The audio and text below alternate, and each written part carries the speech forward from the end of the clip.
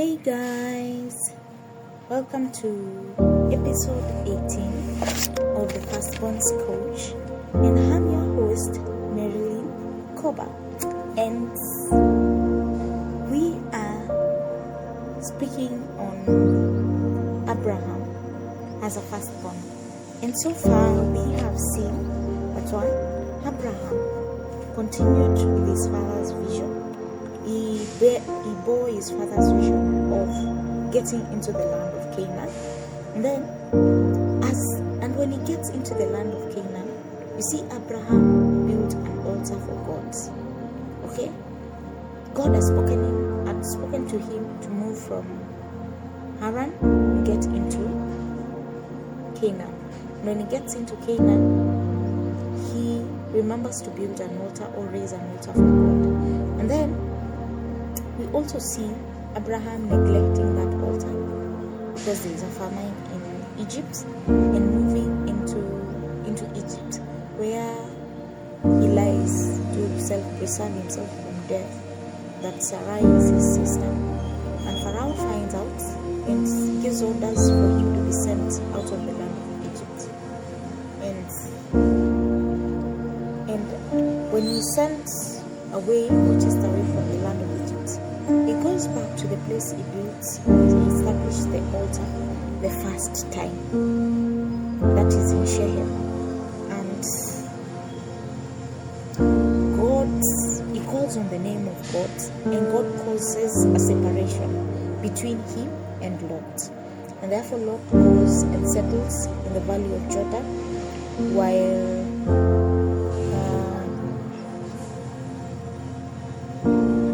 Abraham remains in the land of Canaan. And therefore God begins to speak to him again and tells him, as far as your eyes can see, I'm giving this land to you as a possession, and I will make your descendants as the dust. If you can count dust, that is how your descendants will be. God continues to give Abraham instruction and tells him, we love putting this part of Abraham's, when we are saying possess, we want to possess this land. Yes, it says the length and the breadth of this land. Walk. The length that you walk and the breadth that you walk is that I'll give to you as a possession. And after that, Abraham moves and goes and stays at the tents of Mamre, by the oaks of Mamre. And while he's there, Lot on the other side in Sodom, a war breaks out. And when a war breaks out, Lot is taken captive, him with everything he has, And Abraham hears of this, and he readies his men that have been raised and trained in his house. Imagine how many are this? 100 men against 5 kings who have chariots, who have machinery, who have men to fight for them. Abraham goes against these men, and then Abraham continues to divide these men into 4 sections, so that they go to war to recover Lot. And they win. They recover Lot, they recover the possessions and everything else, And after they win, the king who had gone into hiding comes very fast. That is the king of Sodom. Comes to thank Abraham. And also the king of Salem, Melchizedek, he comes bearing bread and wine, and he gets referred as the priest of the Most High God. And I'm thinking, why is he referred as the priest of the Most High God? I've never noted this. I don't know if you have ever, but he came bearing wine and bread. And Fast forward to the Last Supper, when Christ is breaking bread and telling his disciples, "Do this in remembrance of me." He shares a cup of wine and he breaks bread. Did you notice that? I didn't. I did during this devotional. And now, he, apart from just bearing bread and wine to give to Abraham, he also blesses Abraham. Yes. And it's not like he blessed Abraham like, I bless you, be fruitful, multiply, the way God blessed Noah or Adam. No. It's just like, blessed be the God, be your God, the maker of heaven and earth. Blessed be your God because he has delivered your enemies into your hands. Just that. And Abraham gives him a chance of everything he has, Yeah. It's thankful that we keep arguing about, do we not? Abraham gives a tenth of everything he has. And then, after doing so, okay, the king of Sodom is like, "Abraham, you can just give us back the people, but you can keep the possessions." And Abraham is like, "No, I swore to God that I shall not take anything from you guys. Because if I take, then you will begin saying, 'You are the ones who made Abraham rich.' No, I'm not taking it. I'll only take what the men that I went with to fight and cover this people have eaten. And because I took my neighbors, I'll let them take their share." Okay? So Abraham did not partake of that position that he had recovered, literally. He absconded from it. He didn't. Basically, his household, because he had 100 men, he did not take anything. Just what they had eaten. But anyone who was not from his household, and those were 3 men who joined him in the war, and those were his neighbors, we'll see later. The ox of Mamre, so the Mamre, the brothers, yeah. And God then appears to him because he has absconded to take this very big, bountiful, gifts. And God appears to him and tells him, "Your reward will be very great. Your reward will be very great." And Abraham now tells God, "What is it that you are going to give me?" Now, Abraham had acquired possession. He had acquired cattle. He had acquired servants while in Egypt. And then it continued to grow even when they got to Canaan, so that they had to separate, with Lot. He now moved from where he was staying in Negev and moved to the ox of Mamre. So that means this man has acquired wealth. He has possessed wealth. So when God is telling him, literally, your reward will not be great, Abraham is like wondering, what rewards is God going to give him? And then he tells God, "What shall you give me? Seeing that I'm childless, and a slave is going to be the heir to all these things that I'm acquired." Abraham is telling him, "I have no child. What is it that you are going to do? Look now, a slave is the one who is going to take possession. A slave." And then God tells him,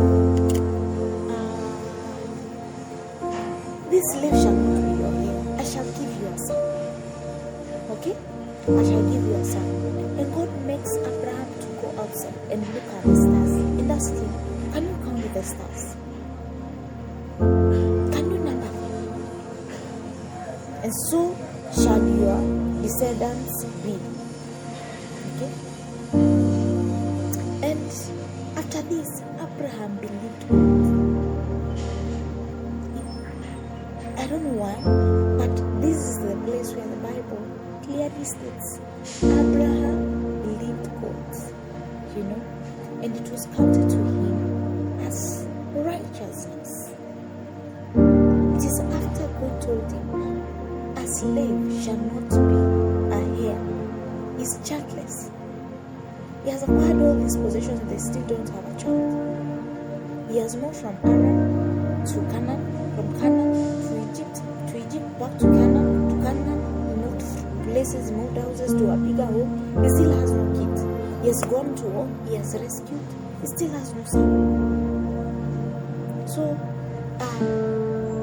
after this, I'm trying to imagine this man who has worked so hard, has done so many things, has achieved a lot, but there's that one thing that he still has not achieved, that is grieving his heart, and there is no hope that he might achieve it. He had settled for a slave being his heir,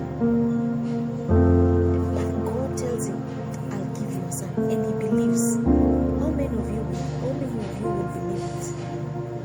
And so it is counted to him as righteousness. And then this is a vision. God is speaking to Abraham in a vision.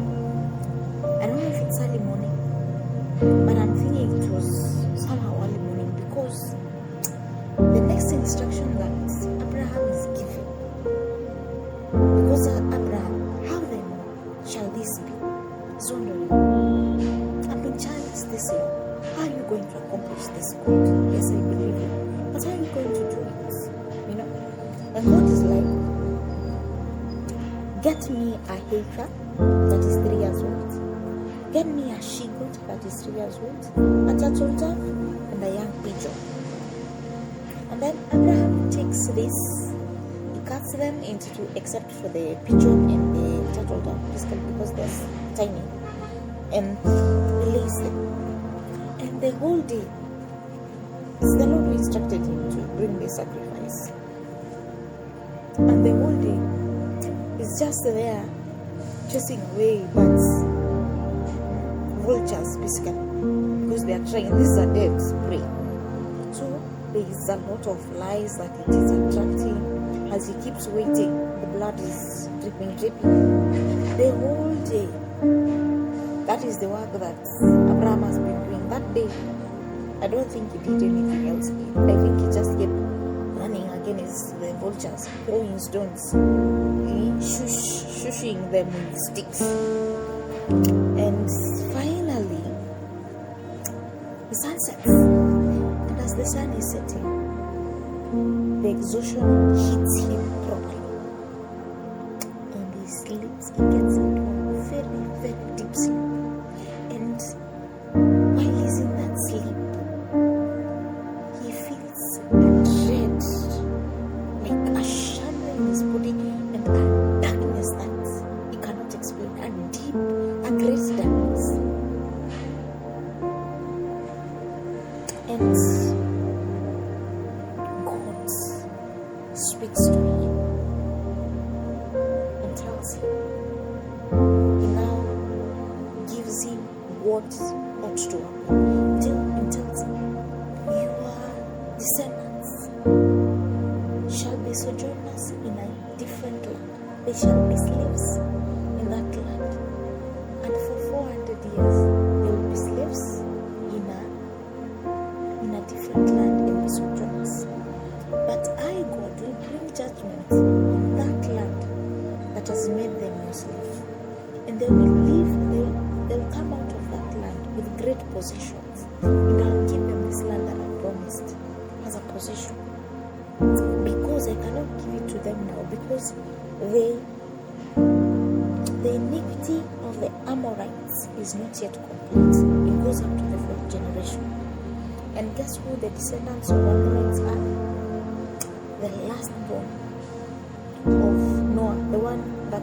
asked because he saw his nakedness and said, "You shall be a slave to your brothers." Yes, those are the words. And so he's in their land. The Lord is saying their iniquity goes up to the fourth generation. So by the time their fourth generation gets, it's by the time I'll be releasing your descendants to this. But as for you, your descendants shall be coming back.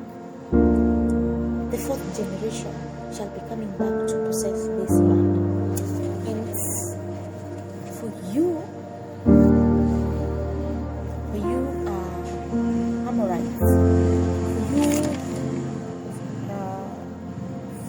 for Abraham now, he will die peacefully at an old age and be gathered to his fathers. And then God appears as a smoking pot fire in a flaming torch and passes through that sacrifice, and a covenant is established with Abraham. Okay? Okay? Are we here together? And so, what are the things to note? One, when Abraham goes back to God, he starts hearing again the voice of God speaking to him. Okay? When Abraham gets separated from Lot, things begin happening very fast. And then Abraham is given instructions, a covenant is established, and he believes God for that which is impossible, and that is a heir to his house. Okay?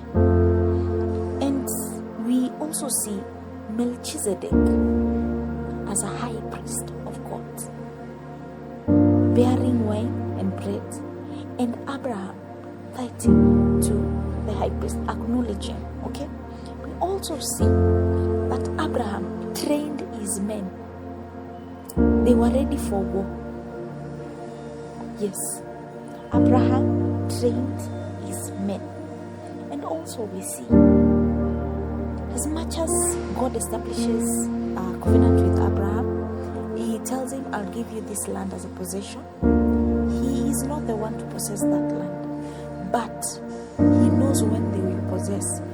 That prophecy is given to him by God during the establishment of his covenant. So, wow. I hope you have been blessed. See you in the next episode. Bye.